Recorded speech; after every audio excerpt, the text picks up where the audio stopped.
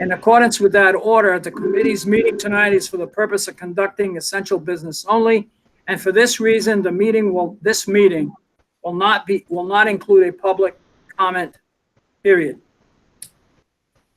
Will you please join me in a moment of silence and keep in mind the violence that we see not only around the world, but in our state, and hopefully it stays away from our city, but I think we've even had some there. So let's pray for some peace. Let's think about peace in our community.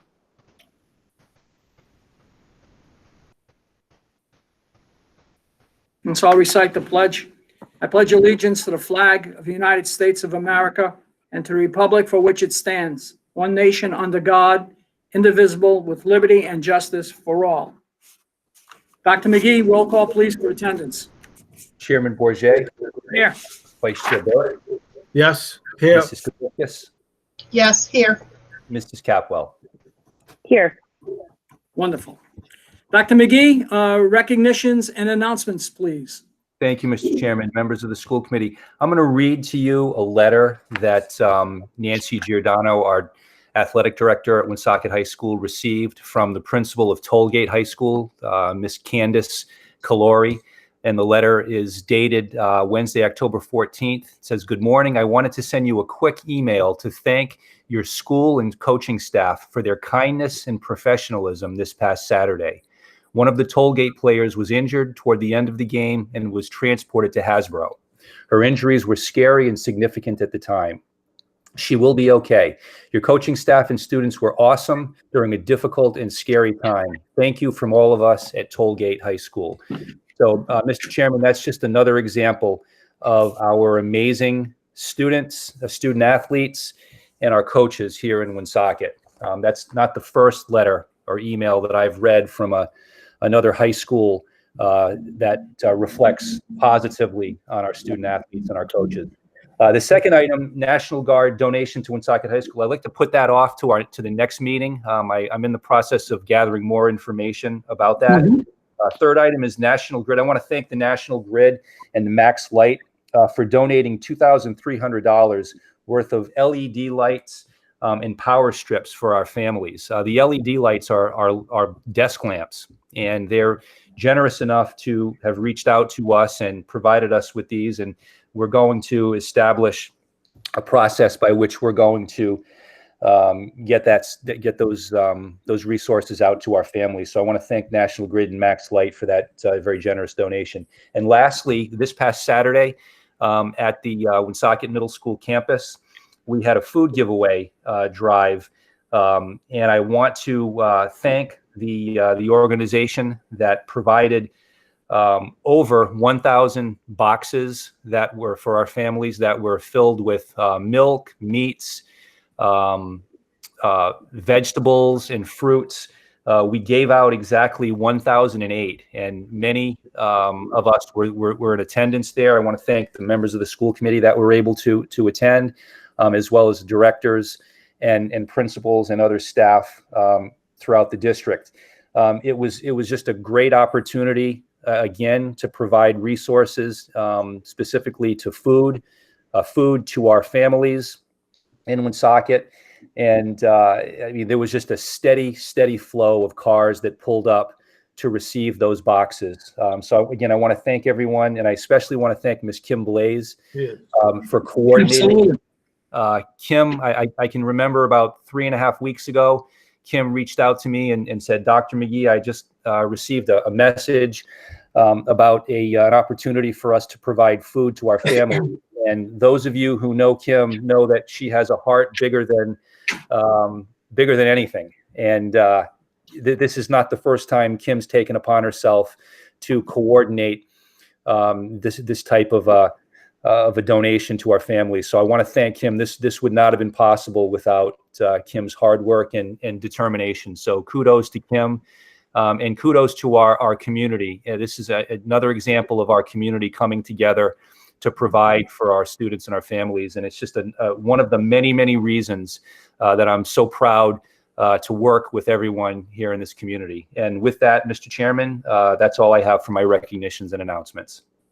All right, thank you, Dr. McGee. I also want to underline the contributions made by everyone in the department, especially Kim, for organizing this and also for passing the baton over to Mr. Notoriani. But I got to tell you, in speaking to the organizers, the folks who actually provided the food, they were so impressed with the organization, the layout, the traffic control. They plan on doing this a lot more here in Woonsocket at the middle school. So we've made good friends with them. We certainly helped the families of our community, and I just think it was just a fabulous day. Can't say enough about that event. Mr. Chairman, Vice Chair Burke. I think it also in our thank yous, we should also mention Awakenings Church in Smithfield, because they provided a lot of the workers that day, and I think they really had a great spirit to help us out that day as well. You know, there were some folks who weren't not even affiliated with any of the organizations. They just showed up. And I met some people that didn't belong to the church or the school department or to the organizers of the food giveaway, and yet they just stopped by and they were toting boxes out there to the cars. So you know, it was a really great community event.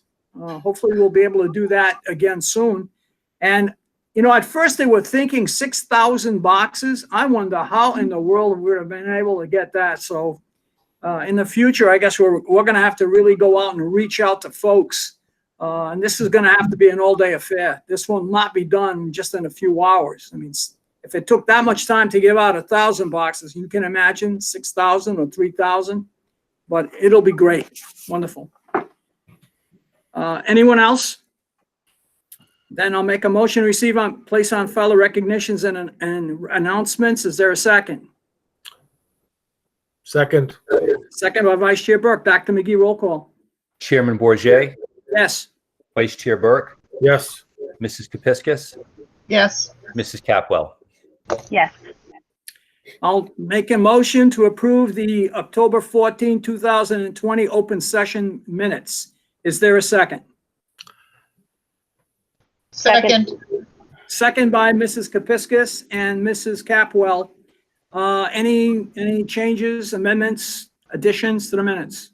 Nope. Dr. McGee, roll call, please. Chairman Bourget, Yes. Vice Chair Burke, Yes. Mrs. Kepiscus, Yes. Mrs. Capwell. Yes. Next, we'll talk about the consent agenda. I'll make a motion to discuss approve the consent agenda. Is there a second? Second. Second by Vice Chair Burke and Mrs. Kepiscus. You'll notice that we don't have the personnel matters or the usual, you know, where we used to vote for hiring of different folks. That is the superintendent's responsibility to make hirings. And you'll notice that in the superintendent's report, there is a section called personnel matters, and that's for him to give us information regarding us to the recent hires. Does any school committee member want to take any items out of the consent agenda to discuss? Mr. Chairman. Vice Chair Burke. Yeah, I just want to take out one purchase. One Very financial good. purchase. Should I state it now? Yes, please. Okay. It's the one that deals with Apple education sales. Mhm. And the reason was iPads and Apple pencils for summer school use. I guess I'm questioning the summer school use. What does that mean? Mr. Burke, that's for the closeout of the summer school grant that we got. The grant was just finally finalized. A lot of the purchases we made ahead of time for the summer school before the grant was approved, and we actually utilized our capital fund to do that. Now that we finalized our COVID or our summer block grant, this was the final purchase to close out that summer block grant. Okay, that Yeah. makes sense. As we discussed. Anyone else have any item that you'd like to take out of order? Nope. None? Dr. McGee, roll call. Chairman Bourget, Yes. Vice Chair Burke, Yes. Mrs. Kepiscus, Yes. Mrs. Capwell. Yes. Next, Dr. McGee, your report, please. Thank you, Mr. Chairman. So I'm going to start off with the personnel matters, and as this is the first time we've changed this the agenda around in the routine. I just ask for everyone's patience as we go through this. I may actually reach out to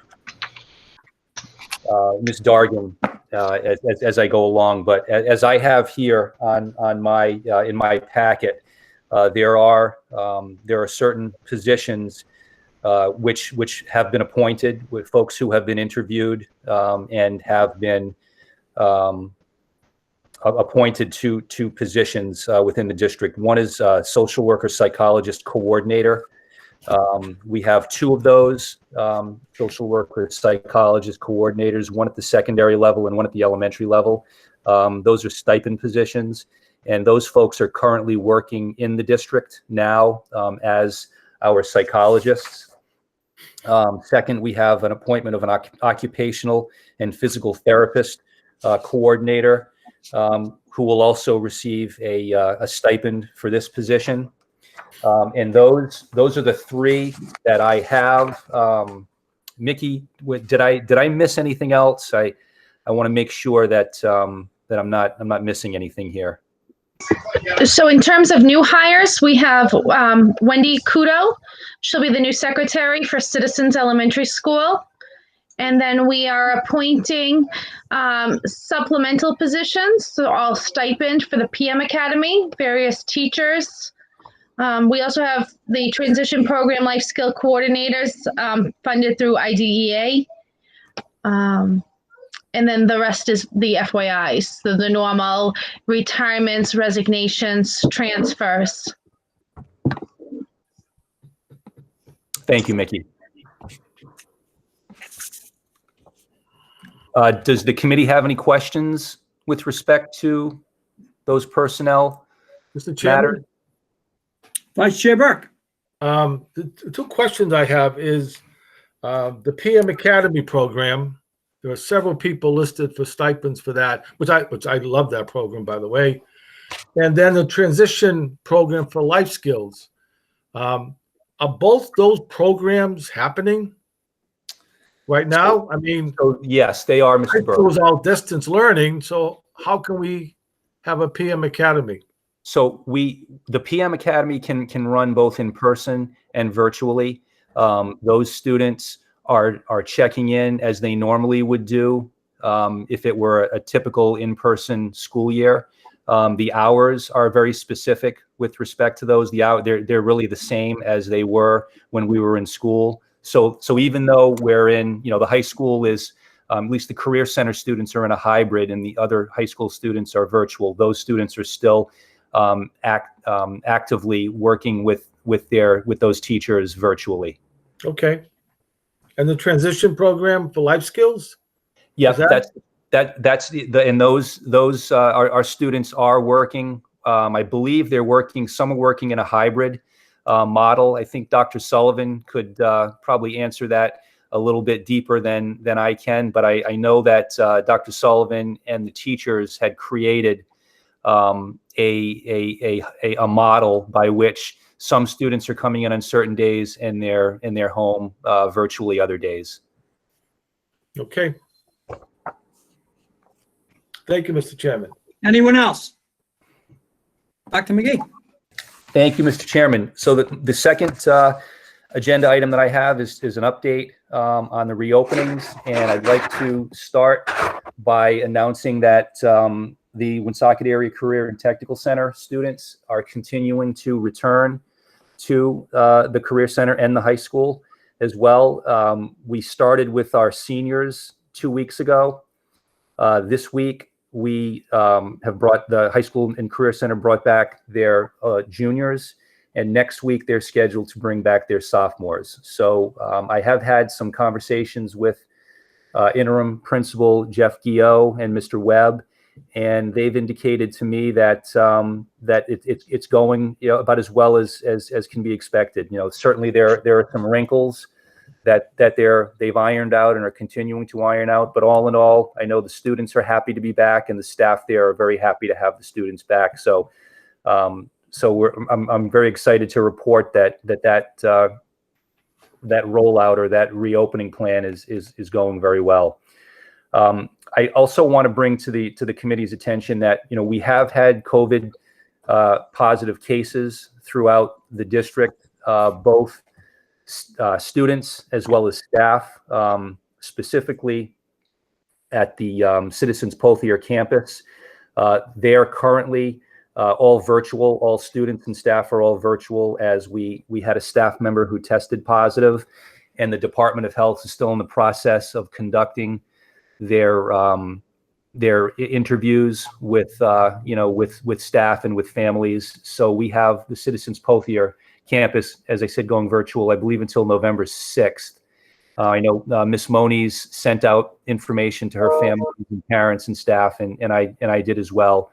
The other school we have is Hamlet Middle School, and just a couple of days ago, the principal, Miss Renegaldo, sent out information to families and to staff that they would be, for 2 weeks, the building would be in virtual learning, due to the fact that the administrators at Hamlet Middle School are both having to quarantine. So in a situation like that, where we don't have an administrator to oversee the daily operations and functions of the school, then we have really no other option but to close the school for either hybrid or in-person learning until the administrators are able to return. And it isn't even a situation where we would look to bring in another administrator. We don't want to have faculty and staff going from building to building as much as we can possibly avoid that. So this situation is one where they're going fully virtual for 2 weeks.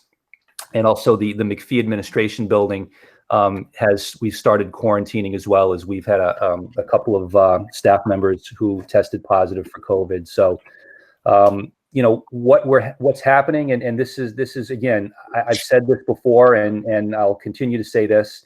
We're going to see this. We're going to get positive cases.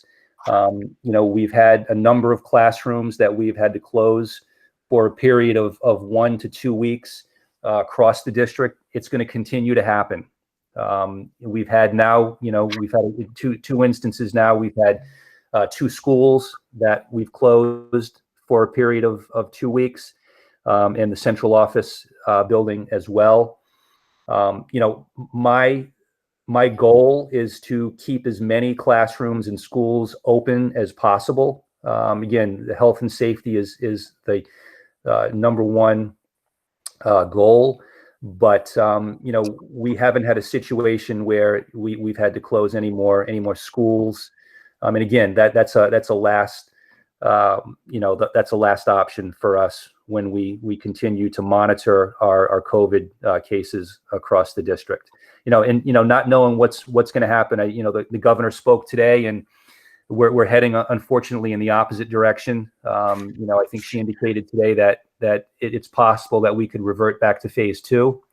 The governor also, reiterated that that schools are not the cases are not mainly found in our schools, but are out in the community.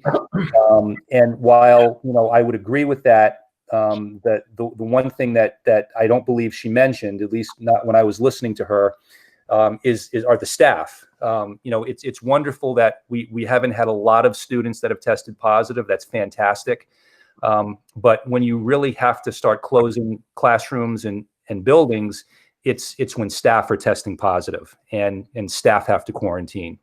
It makes it very challenging to provide supervision when you don't have the staff because they have to quarantine. So we're doing our very best. Again, I want to thank my staff.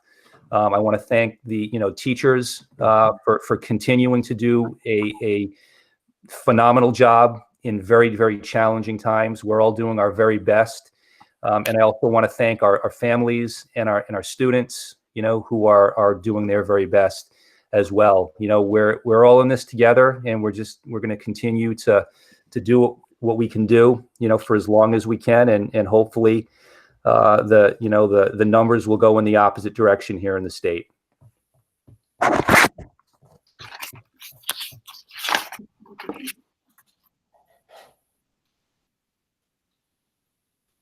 Dr. McGee, do you still have more for your report? That's all I have, Mr. Chairman. Thank you. Okay. While the classrooms and the schools and the administration building are closed, is there deep cleaning that's happening? For example, at McPhee or the middle school, or wherever the schools are closed and the classrooms are closed, what is happening with, quote, COVID-19 cleaning? There is, Mr. Chairman. So we have, if it's a building, the custodians in that building are going through the classrooms to make sure that they're doing the quote unquote deep cleaning, which includes, all surfaces, all, heavily used surfaces. And at McPhee, that the same is going to take place. We're actually going to need to bring in some custodians from outside of the building to provide that deep cleaning, because we do have one custodian that services the McPhee administration building, and that custodian is quarantining as well.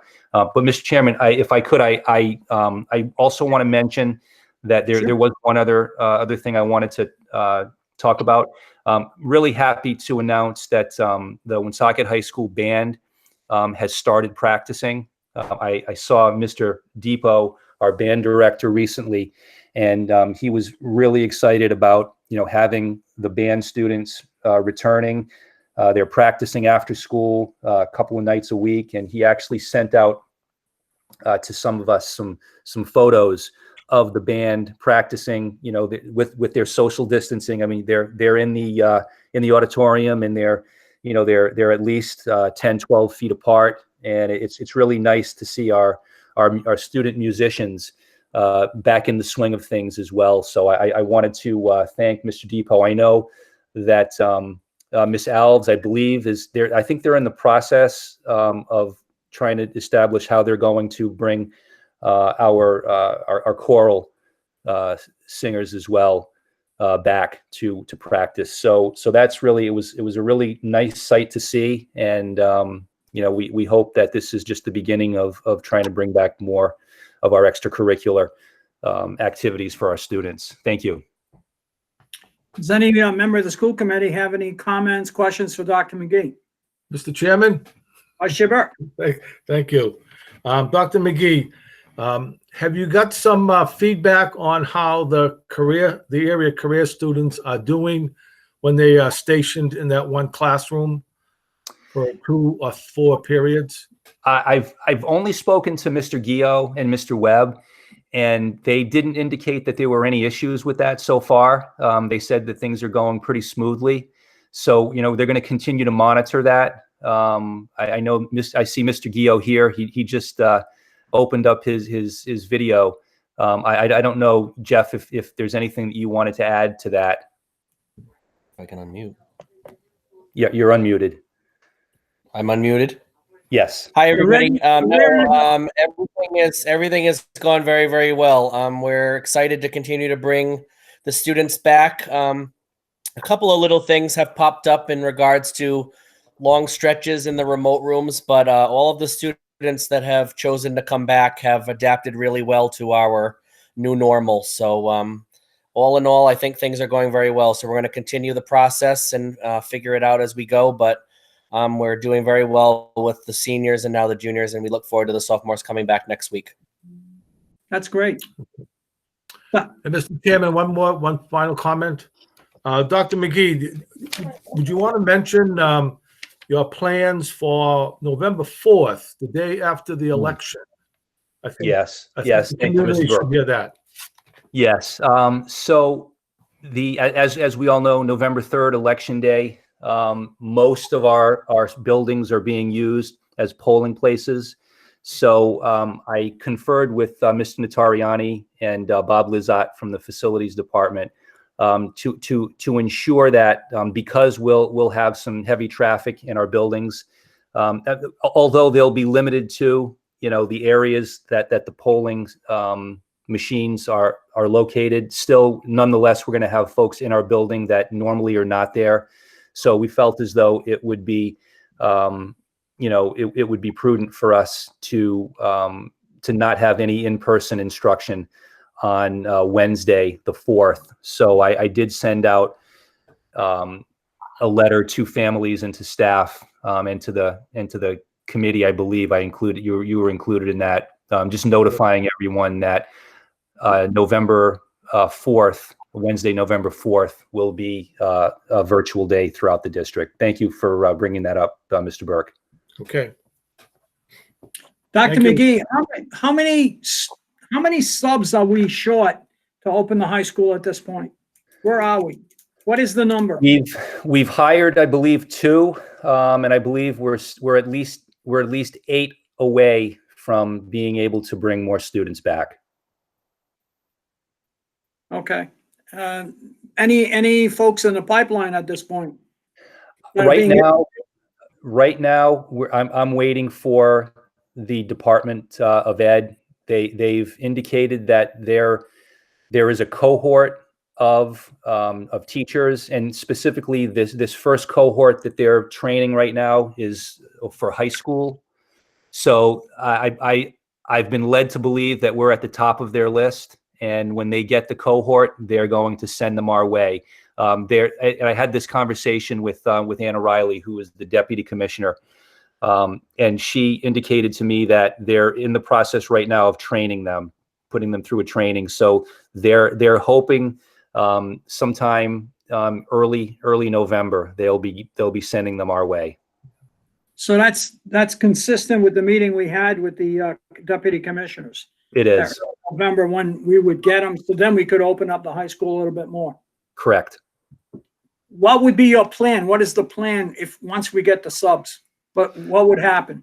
So ideally what I'd like to do is I'd like to bring back the 9th grade first in a hybrid fashion. And then, because we're going to need more than just 8 more subs to bring beyond, I would believe, 9th grade. But I would want to start with the 9th grade. And then from there, working with RIDE, and hopefully they can provide us with more substitutes, and then gradually bring back more grades in a hybrid manner. But my plan is to start with 9th grade. If Ms. Riley they were looking like 100 or so in this first cohort. That's what they were talking about today. If she offers us the requisite number of substitutes that would open up the whole school, would you accept them? I'll accept anything. We pass. What can Sure. happen. I'll accept anything that they're willing to give us. What I would, however, do, so in a perfect scenario, they give us more than what we need. I would still want to bring back 1 grade, possibly 2 grades at a time, versus bringing everyone back together in a hybrid model. I think one of the things that we've seen that Mr. Gio and the leadership team at the high school is seeing with the Career Center rollout is that by starting with a smaller group, they're able to iron out the wrinkles. They're able to make any changes they need to make before more students arrive, and that's what I would be looking to do with the high school as well. Okay. Any other thoughts? Mr. Bourget? Ms. Kapiskas, please. I have a question with regard to any plan to open the high school. Assuming you can get the subs to open it up, at least for the 9th grade, what is that going to look like? Is it going to be like the WAC Tech, where essentially students are going to be in one classroom learning virtually? Or are we going to be moving students from classroom to classroom? I think that's where the great risk is. And I think that parents should understand the limitations even if the school opens. That's a good point, Mrs. Kapiskas. What we're doing at the Career Center is what you're alluding to, is that they're staying in their stable pod and their virtual part of the day, And, that was the original plan that we had laid out for the high school. And then we changed that plan when we received feedback from the Department of Education. So, if you're comparing the two, I know that, there would be many people out there, we've received feedback from parents who were not too thrilled about, their child being in one class, and then staying there, being in one class in person and then staying there for the remainder of the day and going virtual with the others. But the pro of that is the positive piece to that is you limit the amount of exposure throughout the building. If on the flip side is if you have students that are traveling from one class to another, then you have the likelihood of more students having access to one another is much greater. So we're going to have to weigh both of those options as we put this plan together. So right now, I'm not sure which way I want to go. I would want to sit down with Mr. Gio and his team and think about what makes the most sense. We're not going to please everyone, and I'm not looking to please everyone.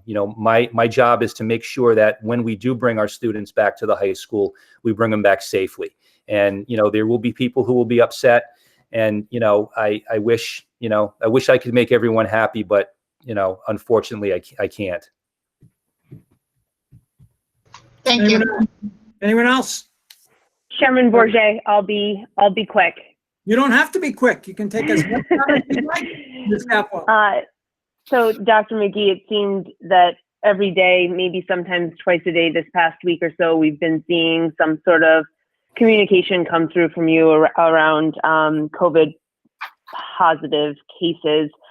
One, I just want to say thank you for keeping us informed via email and with phone calls.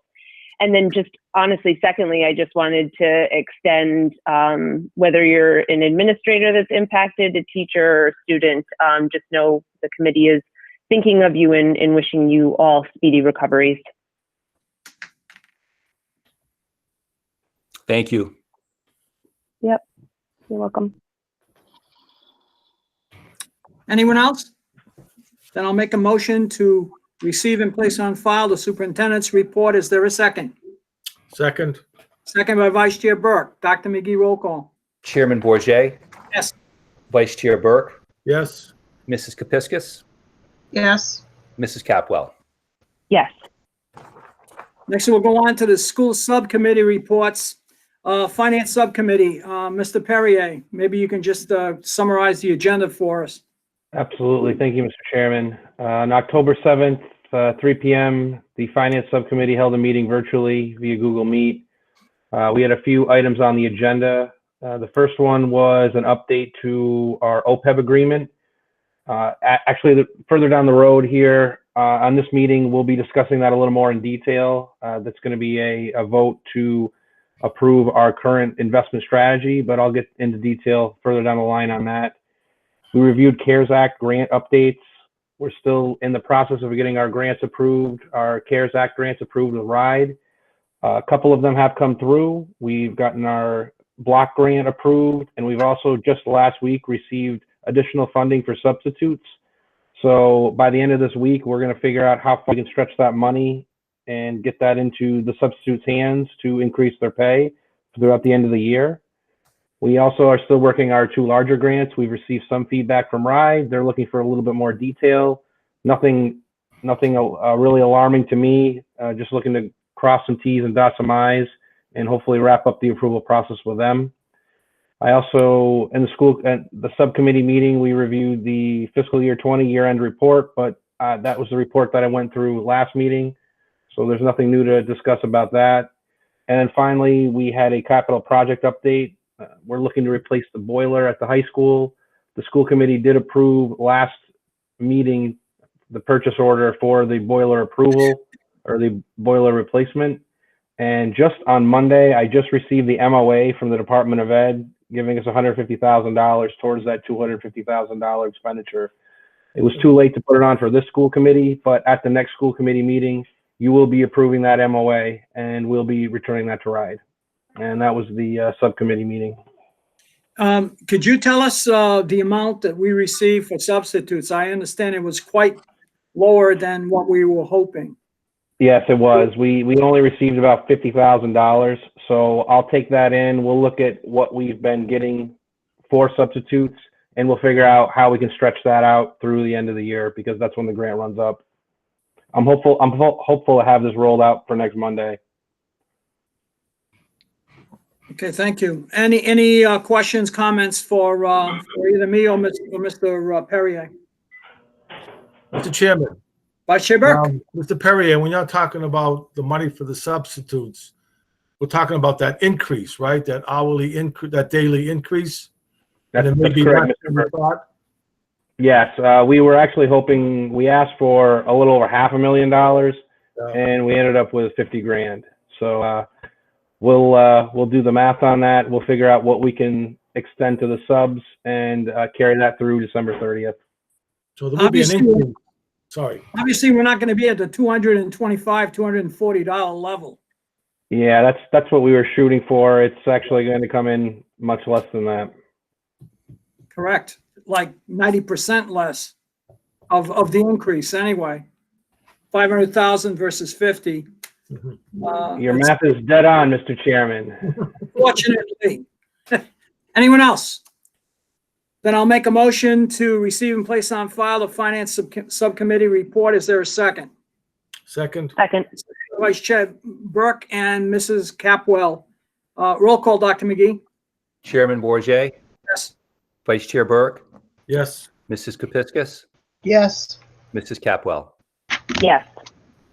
Next, we'll go to the Facility Subcommittee update. Mr. Notoriani, you want to take us through the agenda if you can? Yes, Mr. Chairman. So we had a discussion about the HVAC systems, the cooling, ventilation, PPE, plumbing issues, and transportation. Specifically, we talked about how our ventilation is more than adequate in all of our spaces because we contracted and had a company come out to measure the airflow. We purchased additional HEPA units to filter out for those rooms that we didn't have adequate airflow. We talked about purchasing additional personal protective equipment and have it in stock and available to staff, and the process by which staff can acquire additional personal protective gear when they're in the classrooms. And I believe we also talked about transportation and the status of how Durham is performing with the new regulations and guidelines due to the pandemic, which to date, they've had a few issues, but they've been moving along, no pun intended, without many issues. I do want to congratulate you, Mr. Perrier, and Dr. McGee, and all others who have been able to make sure that we've got the HEPA filters, that we have the PPE. I can't tell you how many other chairmen that I've talked to in the past week where their districts are short. They're not meeting airflow quality. They can't get the HEPA filters. They're relying on the governor to provide them with the filters. And frankly, there's none to be had. So how they're going to get their air exchange up to the minimum of 4 times per hour is, I don't know how they're going to do it. But we seem to be in very good shape vis-a-vis COVID protection. Not only if we can fill the schools up at some point and this darn disease goes away once the vaccine is obtained. But I got to congratulate you on that. Excellent job. Any comments for Mr. Notoriani and myself? I'll make a motion to receive and place on file the Facility Subcommittee update. Is there a second? Second. Second by Vice Chair Burke. Dr. McGee, please. Chairman Bourget, Yes. Vice Chair Burke, Yes. Mrs. Kepiscus, Yes. Mrs. Capwell. Yes. Is it my understanding that the Technology Subcommittee meeting was postponed? Your understanding is correct, Chairman. Then we'll look forward to that report at the next time. Perfect. Thank you. Did we have a health and wellness meeting? Mr. Chairman, we have not had a health and wellness meeting yet, but we are planning to start up next month on November 17th. It's a Tuesday at 4 o'clock. I would like to invite any members of the Health and Wellness team to email me at dburke@woonsocketschools.com to let me know of your interest. And obviously, working with the technology department, we'll put together a Google Meet of all those names so we can have a virtual meeting of the Health and Wellness Committee. I think that will be on November 17th, the Tuesday. Mrs. Capwell, I was looking at your expression. What? Oh, I don't know what I was thinking. At what point? Was That's it a fine. smile? There we go. Okay, fine. Then we'll look forward to that. I would assume, Mr. Toriani, that we will not have a technology update this time due to quarantine issues and the like. Regretfully, Chairman, yes. For the first time in my tenure here, yes, I do not have an update for the committee. I apologize. That's fine. We'll catch up with you at the next meeting. Thank you, Chair. Financial update, Mr. Perrier? I too will be catching up with you at the next meeting as well. I get, people should understand that you were working from home during the COVID pandemic real early on. Then you moved back to McPhee. That took time. Now you've been told, sorry, you've got to go back home for 2 weeks. So you had to reset everything and the entire building had to be reset. Is that correct? I agree with your assessment 100%, Mr. Chairman. It's been a difficult time, but we've done this before. We just need to get it up and running again, and we're on our way. Unfortunately, you're getting too good at this. Hopefully, we will not have to repeat this again. Let's hope. Next, we'll go into unfinished business. We need to vote on the memorandum of agreement regarding part-time custodial maintenance employees to assist with cleaning due to COVID-19. I guess what we need to do is just roll call vote. Dr. McGee? Mr. Chairman, Yes. there actually hasn't been any movement on this since the last school committee meeting, so there still is not an MOA for you to approve at this time. So we don't have anything to look at. So there's is there a reason then it was put on our agenda? This was unfinished business from the last time when we had both the MOAs on, both the overtime and the custodial MOA. It was not completed last time, only the overtime one was, so this was moved to unfinished business, and there's still no movement as of today. Okay, so maybe it shouldn't have been put on the agenda is what I'm saying. Since it wasn't even ready, it wasn't ready Friday, right, or Monday? Yeah, that Correct. should, all right, fine. Next, I'll make a motion to discuss and approve the COVID-19 policy for second passage. Is there a second? Second. Second by Vice Chair Burke. Any discussion? Dr. McGee? Oh, good. Chairman Bourget, Yes. Vice Chair Burke, Yes. Mrs. Kepiscus, Yes. Mrs. Capwell. Yes.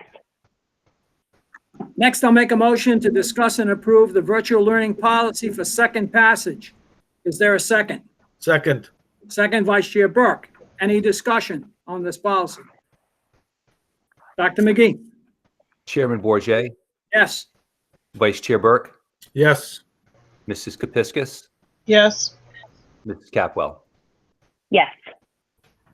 Next, I'll make a motion to discuss and approve the amendments to the technology acquisition policy for second passage. Is there a second? Second. Second by Mrs. Kepiscus. Any discussion? Dr. McGee, please. Chairman Bourget, Yes. Vice Chair Burke, Yes. Mrs. Kepiscus, Yes. Mrs. Capwell. Yes. Super. Next, I'll make a motion to discuss and vote, I guess, on the amendments to the non-union benefits policy. And is there a second for at least discussion purposes only? Second. Second by Mrs. Kepiscus. The committee is still looking at the non-union benefits policy. And there may be some additional amendments or changes in the wording of this policy. So we're not in a position to vote on this at this time. So I suggest that we table this to the next meeting. So I'll make a motion to table the vote on this amendment until we have a new amended non-union benefits policy. Is there a second? Second. Second by Vice Chair Burke. Is there any discussion? Dr. McGee, please. Chairman On Bourget, the tabling, on the tabling. Chairman Bourget, Vice Yes, Chair Burke, Yes. Mrs. Kepiscus, Yes. Mrs. Capwell. Yes. next I'll make a motion to discuss and vote on the individual employment agreements with non-union employees. Is there a second? Second. Second by Mrs. Capwell. If all the employment agreements with non-union employees have a section that, have the non-union benefits policy as part of their contract, and since we have not approved that because it needs more amendment, what we can do is approve the employment agreements for the fiscal impacts subject to the amendments on the benefits policy. That's what I think we can do, and that's the motion I will make, that we do that. We vote on the agreements for fiscal impact subject to amendments from the benefits policy. Is there a second to do that? Second. Second. Second by Mrs. Capwell and Vice Chair Burke. Any more discussion? Dr. McGee? Chairman Bourget, Yes. Vice Chair Burke, Yes. Mrs. Kepiscus, Yes. Mrs. Capwell. Yes. Next, I'll make a motion to discuss and approve an OPEB trust program investment strategy. Is there a second? Second. Second. Second by Vice Chair Burke and Mrs. Capwell. Mr. Perrier referenced this in his financial report. And we had discussed this at the Finance Committee, but I think we need to approve the current investment strategy or any strategy that we're going to do. So I'll turn it over to you, Mr. Perrier, to give us some. Yes, thank you, Mr. Chairman. This OPEB investment strategy is in regards to our OPEB trust. We've established this back in March of 2018, I believe. We put in just a little under $700,000 into this during that fiscal year. And we've actually been tracking fairly well since we've made that initial investment. With the packet tonight, I've included a little breakdown of how we've done over a year. We started with $695,000, and we are currently up to $856,000 in that OPEB investment trust now. So we've kind of averaged about a 5-6% growth over the last years, which I think has been pretty good overall. And now we're at the point where Vanguard has made some very small changes to their breakdown between what's fixed and what's more aggressive on the on their end for their what they're doing on our trust. So this evening, the school committee is in front of it a opportunity to change whatever investment strategy we've used. We've talked about it in subcommittee. We feel that our balanced strategy with 60% equity and 40% fixed income has yielded good returns to this point. So it was the subcommittee's idea to not suggest changes, to continue with that strategy. And it's in front of you for the approval this evening. I don't think we really want to be any more aggressive with the market as it is right now. I think we've done pretty well. And I think we should just continue to use the same strategy that we've been using.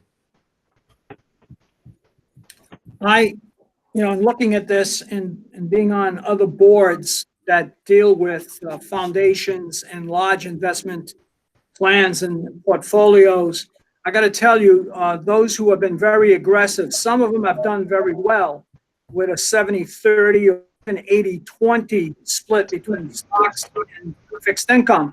However, there have been others that have really, depending on the investment and the investments they actually make, they lost their shirts. And the whole idea of OPEB is to provide benefits to retirees.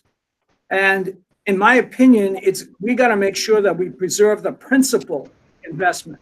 And so if we're making 6%, 5 to 6%, that's a conservative approach, but yet it's providing an income that'll increase over time. And so I kind of like the fact that we're somewhat conservative in protecting that principle, because frankly, that's what this fund is all about. So I'm certainly going to vote for that. Any thoughts on this? Okay, good. Chairman, Mrs. Capwell?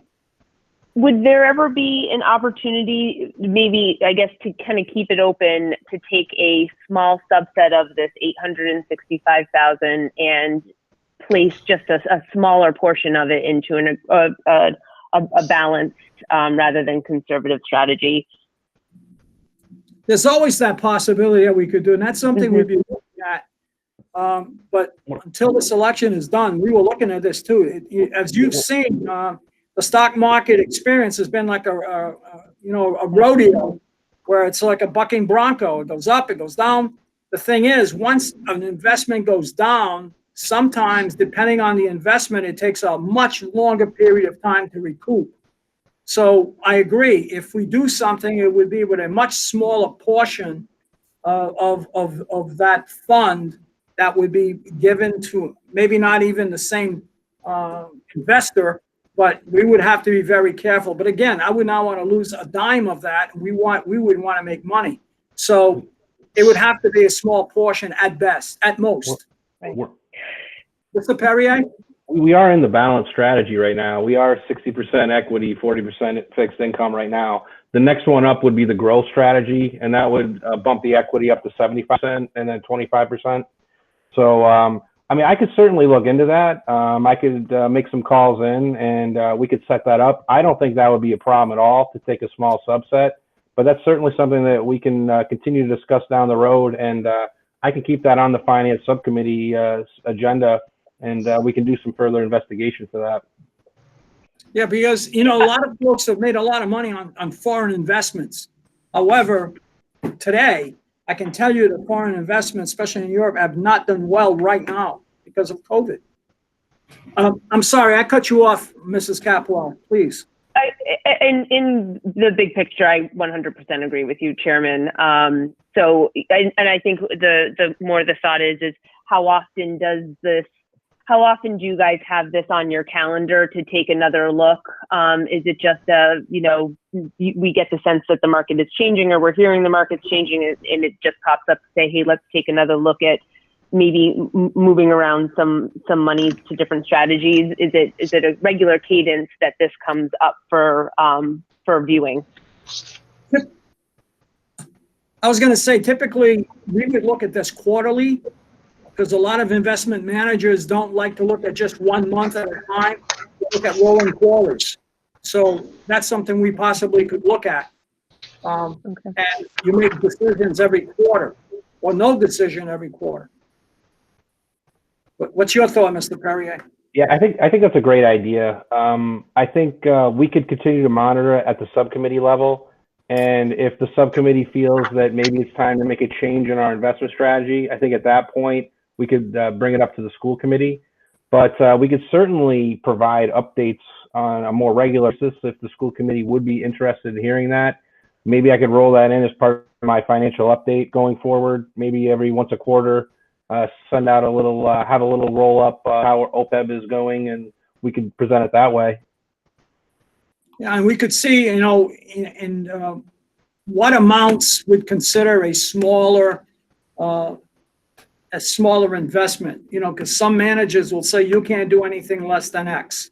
So we would have to look at that, because again, I wouldn't want a large portion of the fund to be set up as some growth fund or accelerate funds with high risk. But it's something we should look at, Mrs. Capwell. It's a good idea. Let's do it. Chairman. Any other comments? Dr. McGee, roll call, please. Chairman Bourget, Yes. Vice Chair Burke, Yes. Mrs. Kapiskas, Yes. Mrs. Capwell. Yes. Next, I'll make a motion to discuss and approve the reinstatement of public good and welfare. I was thinking about this, and I know we've gotten some comments from folks that would like to see this reinstated. When we look at our Google platform, Zoom meetings, whatever we want, we may be in this phase. We may be doing these kinds of meetings for a long time. McPhee's quarantined right now. Who knows what's going to happen, especially as the COVID rates, the infection rate is climbing. So we may be in Zoom or we may be in Google for quite some time.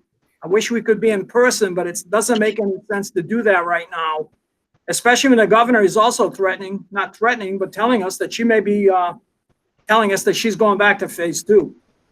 So one way to reinstate public good and welfare is I was thinking that maybe we could allow a maximum of 30 minutes where each person would speak no more than 3 minutes, and that each person that would want to speak would have to sign up ahead of time, possibly before the agenda is completed.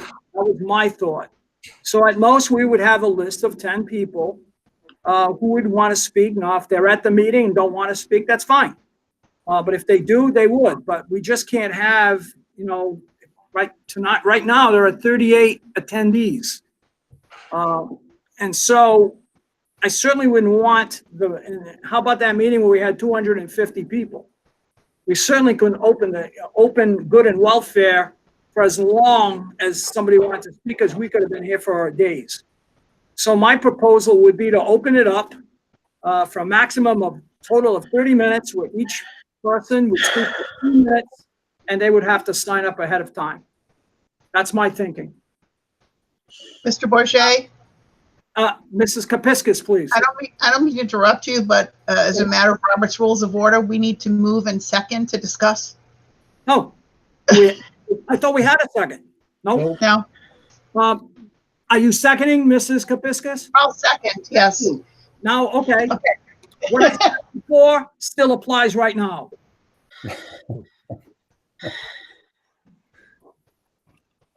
I think it's worth,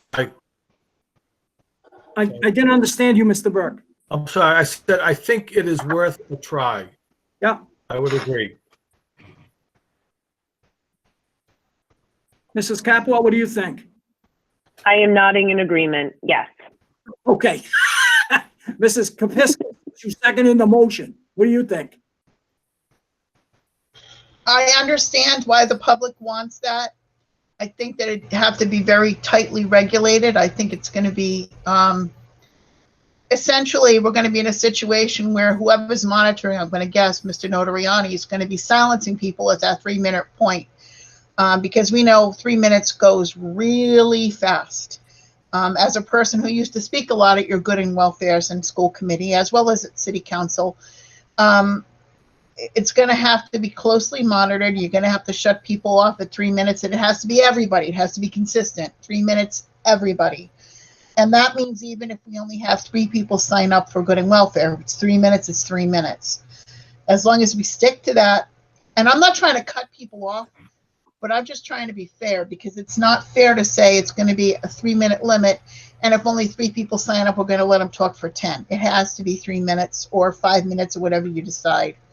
I know that's what RIDE does at their Board of Education meetings. I've observed enough of those to see that that's what they do.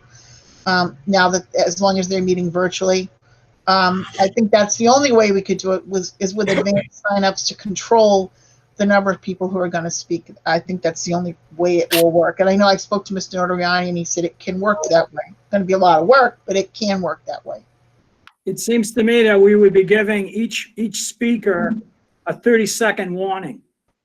That you have 30 seconds. That's what they do to us in the Supreme Court. That's what we do. And at the end of 3 minutes, they get muted. Mr. Notarianni, I can see you've got a smile. What say you? I just have a smile, Mr. Chairman. I'll get my stopwatch ready, I guess. Okay. I think we give it a shot. I think it allowed folks to feel part of the meeting. And it's not that we're guaranteed to have a lot of speakers, and in a normal meeting, we never had a lot of speakers, but I think that was also a function of attendance. Where folks did not want to get in their cars and go to the school committee meeting, because we know what the attendance has been over the years. Very few people, especially after the schools made their presentations, which were fantastic. We were left with very few people attending the meeting.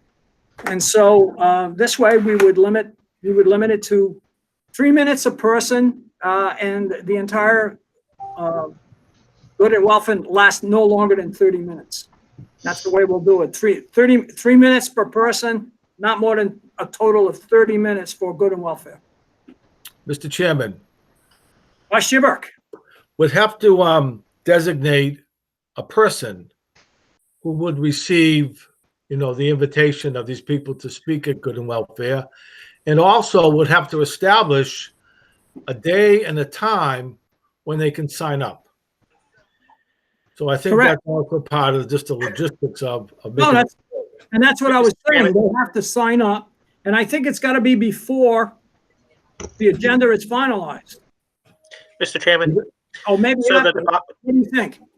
the Department of Business Regulation and the Department of Administration for the state have promulgated guidelines, and they've revised it periodically. The last revision was September 22nd or 23rd, I believe, where they indicated how you conduct remote business. I'll review the guidelines and I'll make sure that we're complying with them. But more or less, we would have a link that posts on our agenda, and it will clearly link out to a document where you can sign up. It'll be the first 10 people, with the understanding that they would get 3 minutes, and that it would require them to fill out certain pieces of information. In order to be a participant in the public meeting, you either have to join using your email address or you can dial in. Either way, we would need to know what that piece of information is so that we could verify who you are, so you're able to participate, and we're able to honor your request to be a participant. So, but I'll get more formalized rules together and have them ready, hopefully for the next meeting if possible. Now, do we want to implement this at our next meeting? When we want to do this? I was hoping we could do it by next meeting, but depends. What do you think? I don't think we can, based on what Al just said, because he wants to look at, the guidelines there. And then we have to provide clear directions on when and where. And I don't think we're ready to do that. We have, our next meeting is November 18th. We only have one meeting. It's not like it's in 2 weeks, it's in 3. Actually, in 3 weeks. Is I that can have it something, ready for the next meeting, Chairman. have it ready to go or ready for us to look at? And then decide? It'd be the committee's choice. I can do either one. Okay, what does the committee want to do? Well, at the moment, we don't know what it's going to entail. So, to me, No, what I'm saying, if Mr. Notoriani gets us this information within a week or even a week and a half, we still have plenty of time to implement it. If you can't do that, then it won't happen. Then we'll have to wait till December. But now how would you you, gotta tell the community about it. How you Yeah. gonna? Yeah. how you going to communicate it to the people that would be signing up? Well, I think we would have to, well, it certainly can be mentioned in the superintendent's report, or we can have an email that blasts out. We have radio, we have newspapers, we can do it any which way. I mean, how else could we do that? I mean, frankly, it's not like I'm expecting the entire community to come jumping at good and welfare. We can make it known through the normal channels. We're doing it right now. I mean, how else do you do it? I mean, we stopped it at the school committee meeting. We did at these meetings when we started going Google. We certainly didn't blast it out to everybody. They found out right here based on the executive order. So if they were planning to speak, they found out they couldn't. Now we're looking at a date when we want to initiate this. can I suggest something? Sure.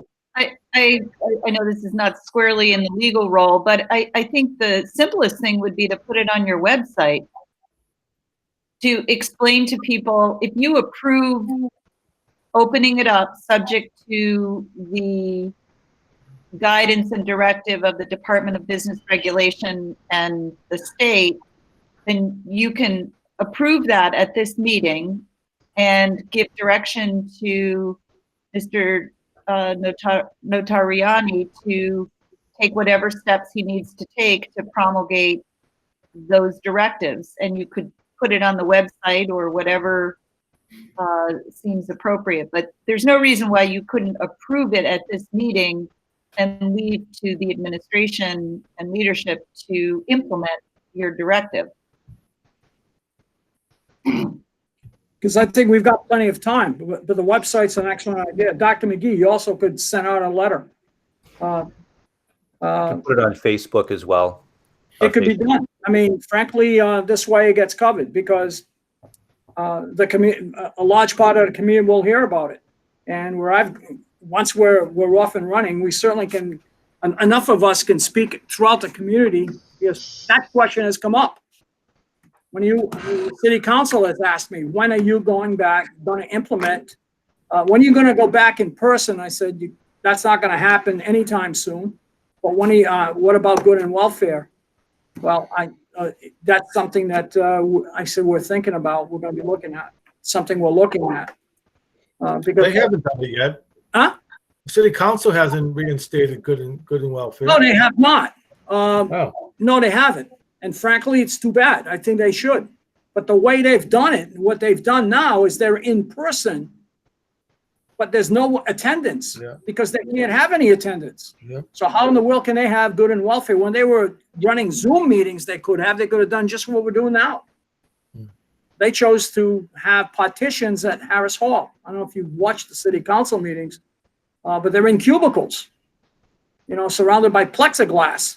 So they can't really have more than a total of what, 15 people. So anyway, that's the motion I'll make. We'll make a motion to reinstate public good and welfare.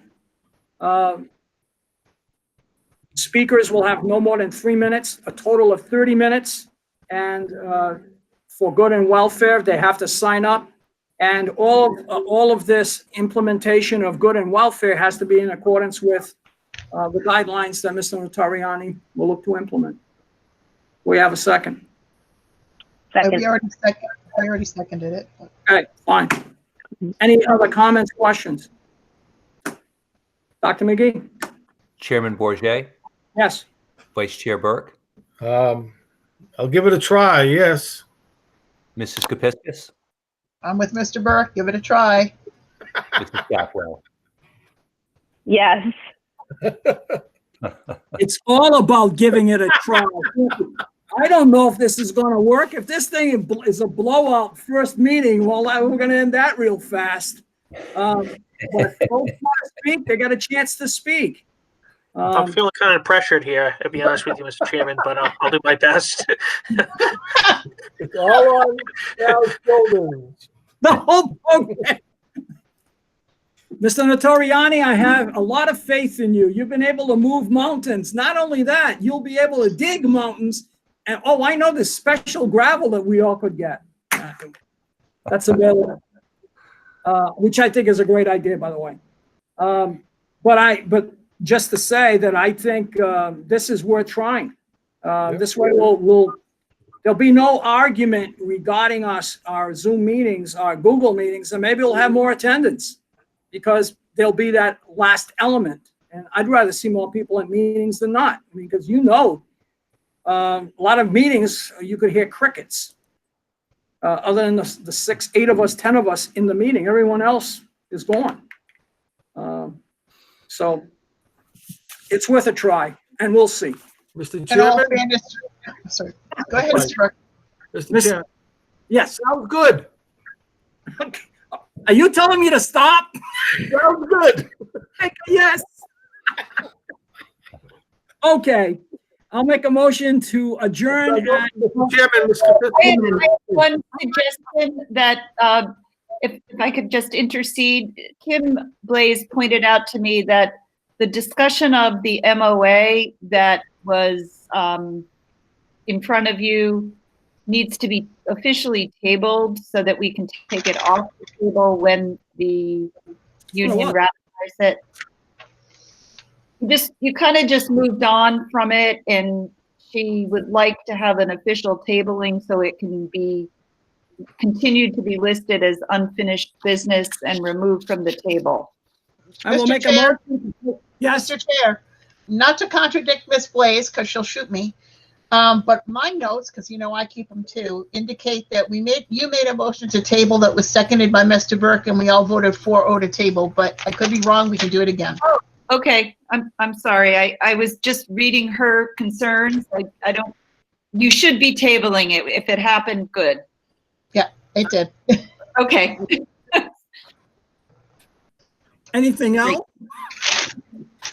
This is good. All right, I'll make a motion to adjourn at 8:13 PM. Is there a second? Second. Second by Mrs. Capwell. Dr. McGee? Chairman Bourget, Yes. Vice Chair Burke, Sure, yes. Mr. Piskus, What the heck? Yes. Wow. Mrs. Capwell. Definitely yes. We are adjourned.